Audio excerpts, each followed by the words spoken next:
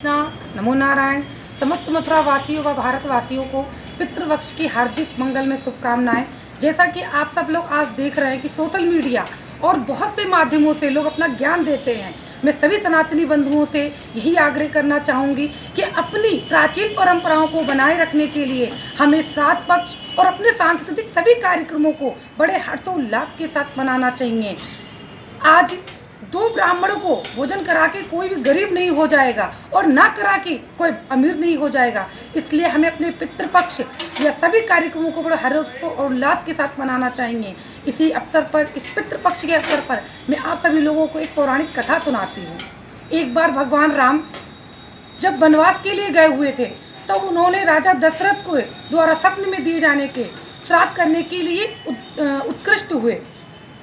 इसी दौरान ब्राह्मण को बुला के उन्होंने सारी सामग्री लिखवाई और वो भगवान राम और लक्ष्मण सामग्री लेने के लिए चले जाते हैं।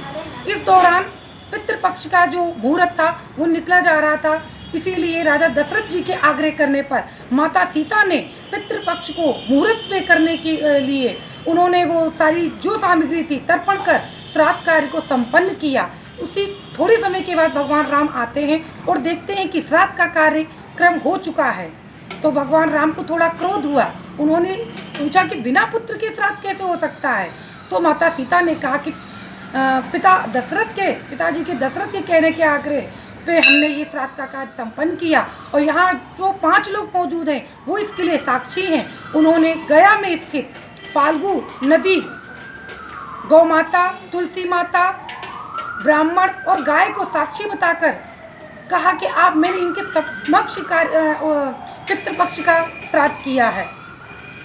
जब भगवान राम ने सभी से पूछा तब उन्होंने भगवान राम के क्रोध के कारण सबने मना कर दिया कि हमने नहीं देखा सीता माँ को किसी भी प्रकार का श्राद्ध कार्य करते हुए।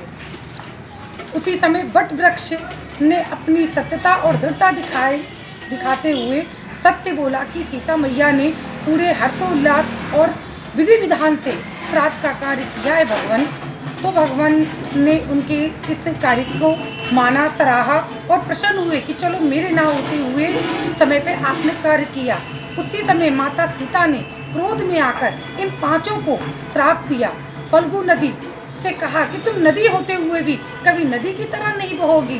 तो आज भी फल्गु नदी में पानी नाम मात्र का है। गौ माता को श्राप दिया कि तुम्हारे पिछले भाग का ही पूजन होगा और मुख से तो हमेशा अभक्ष्य ही पदार्थ का भोजन करोगे। आज आप देख रहे हैं कि कलयुग में भैंसें नहीं आपको सड़क पर नजर आएंगी, लेकिन गौ माताओं को आप इधर उधर घूमते देखेंगे। इसी में ब्राह्मण को श्राप दिया कि तुम्हें चाहे जितना मिले आप कभी संतुष्ट नहीं होगे, आप दरिद्र के दरिद्र ही रहोगे। सीता मैया का ही श्राप तुलसी माँ को लगा कि गया की भूमि में आप कभी भी पनप नहीं पाओगी। आज गया की भूमि में तुलसी माता नहीं देखने को मिलती हैं। इसके साथ ही कौओं को श्राप दिया कि तुम हमेशा लड़के ही भोजन प्राप्त करोगे। आज कौए भी लड़ झगड़ के ही भोजन प्राप्त कर रहे हैं। उसी जगह वट वृक्ष को माता सीता ने वरदान दिया कि तुम चिरकाल तक पूजे जाओगे और सुहागले तुम्हारा पूजन करके अपने पति की दीर्घ आयु को प्राप्त करेंगी। इस प्रकार माता सीता ने भी अपने श्राद्ध जैसे को वो सम्मान दिया। इसीलिए सभी सनातनी भाई बंधु अपने पितृपक्ष या अपनी भारतीय संस्कृति की जो भी कार्यक्रम है सभी को हर्षोल्लास से मनाएं। नमो नारायण।